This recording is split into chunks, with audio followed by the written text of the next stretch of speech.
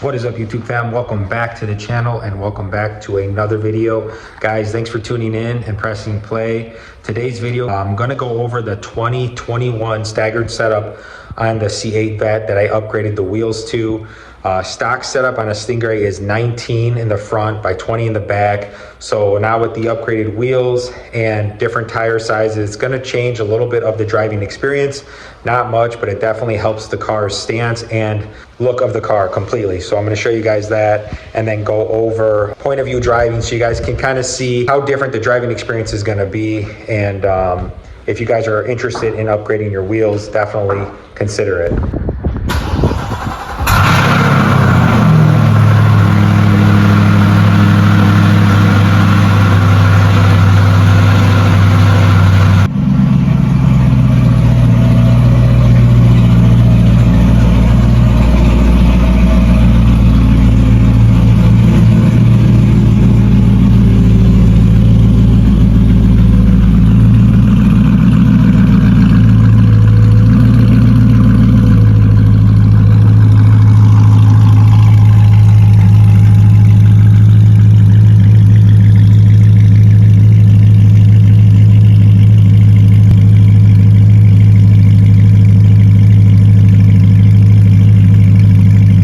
I just pulled the Vet out. As you saw, it is literally 33 degrees today in Chicago. Absolutely crazy. Winter snuck up so fast, but it feels like it's 12 degrees. So it'll be a very weird driving experience in the Vet. Like I said, in Chicago, I do put the car away for storage, but I will try to drive it on days that there's no snow like today and it is cold to really feel this season what it's like to drive it in the winter months. That thing is a literal Batmobile. Absolutely stunning, this car.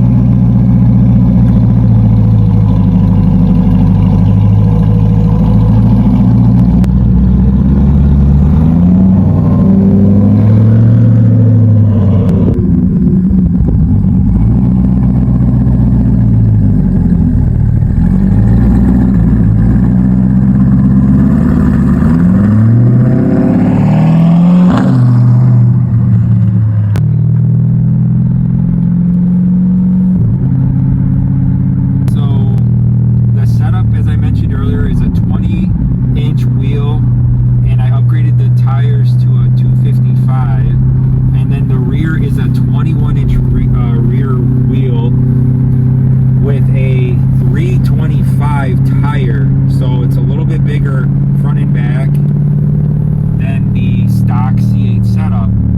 So you'll notice there's a lot more grip when you're taking off on fast accelerations and stuff. There's so much more grip, but you will notice stiffer suspension, and you will feel, because you have the upgraded wheel size, more of the bumps and divots in the road. It's more of a, in my opinion, driving experience, but I know a lot of people that do not like how stiff the suspension is when you upgrade those wheels.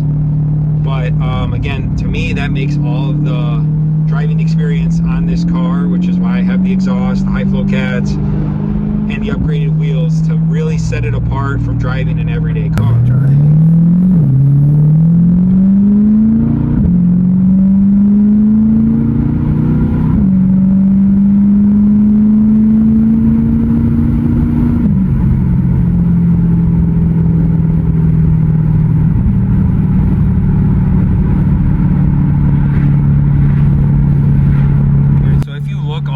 My tires on the C8, you could set up your display completely the way you want, but I have it showing the tire pressure, and if you look, it's running really, I wouldn't say low, but the recommended PSI is 30, and then obviously it's going to jump once your tires get warmer. I like to run mine, because of the setup in the wheels, a little bit lower to begin with. I run it at a 28 in the rear, 26 in the front, and then when they get hot, they're about at 30, 28 and 30. Right now you'll see it's only at a 24 PSI, which is really low, but again, it's freezing cold. Temperature is only 30 degrees. So this is all normal, but you do gotta make sure your tires are running at a proper temp. I would not try to run too low of a PSI in the winter because they'll cause problems. So I will go ahead and put a little bit more air inside the tires now that it's cold and I won't be driving it as much, just so when I do take it out here and there, they'll be at probably 30 on a cold day.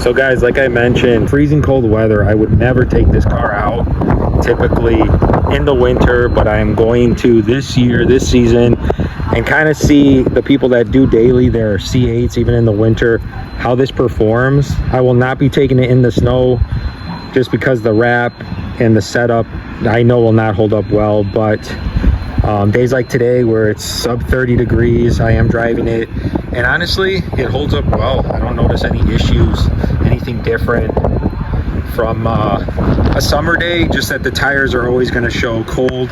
The 20-inch in the front, and if you look how thin that tire wall is, it's extremely thin compared to the stock one. And then the rear here is a 21 by a 325 tire. So without spacers or anything, the car obviously is going to sit way more flush and look so much better.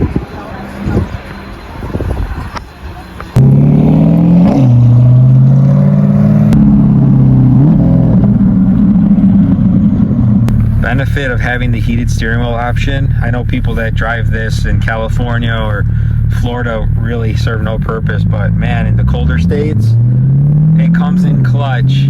It feels so good on the hands, and the butt warmers as well in a sports car, kind of weird, but if you live in the colder states and you do want to still rip on this thing, you definitely can with comfort and ease.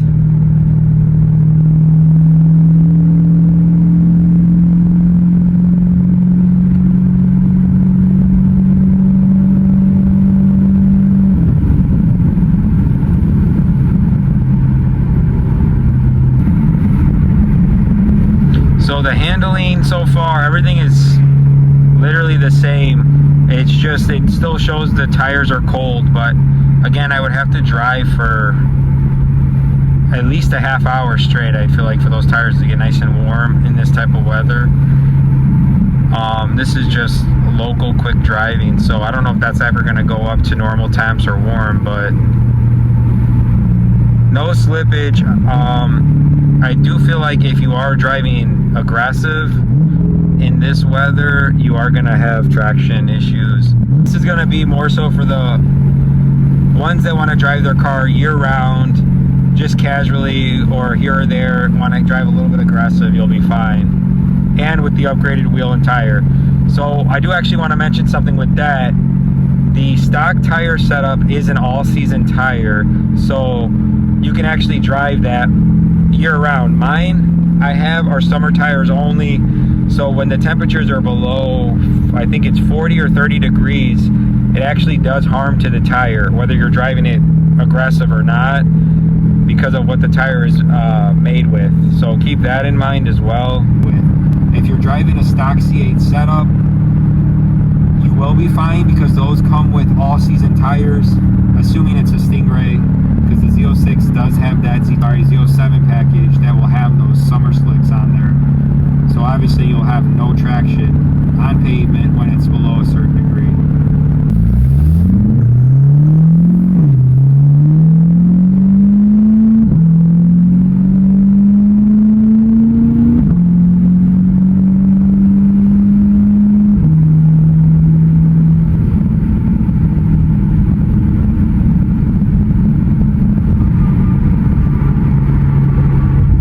Touch on a couple of the things. The upgraded preferred wheel size, if you do this on the C8, it's going to be a 20 in the front, 21 in the rear. You can do a 255 in the front without a wheel spacer, and it'll give it that perfect flush fitment like mine sits. The rear, you can go up to a 325, no wheel spacer, and it's going to fit flush like you saw in my car. Those of you that are running a stock setup, you can do wheel spacers, 20 millimeters, I believe, all around will give you a flush fitment. I think it's 15 in the front, 20 in the rear. That's what I was running previously before I did the upgraded wheel and tire. So keep that in mind as well.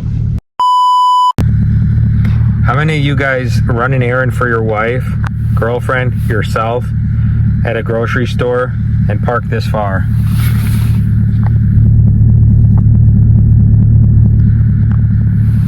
Furthest spot in the lot. All in all, an upgraded wheel and tire can cost you anywhere from $4,000 on the low end to 15,000. I mean, even more than that. But if you're looking at a really nice wheel setup like an Anarchy, that can run you quite a bit of money. But I do believe this really changes the look of any car, a sports car specifically, yes, but you do wheels on any car and it will definitely make it look way better. The C8 specifically, you definitely get a better stance and it makes it look more like an exotic, as you can see on mine. Look at the stance compared to the stock C8, guys. All from these here.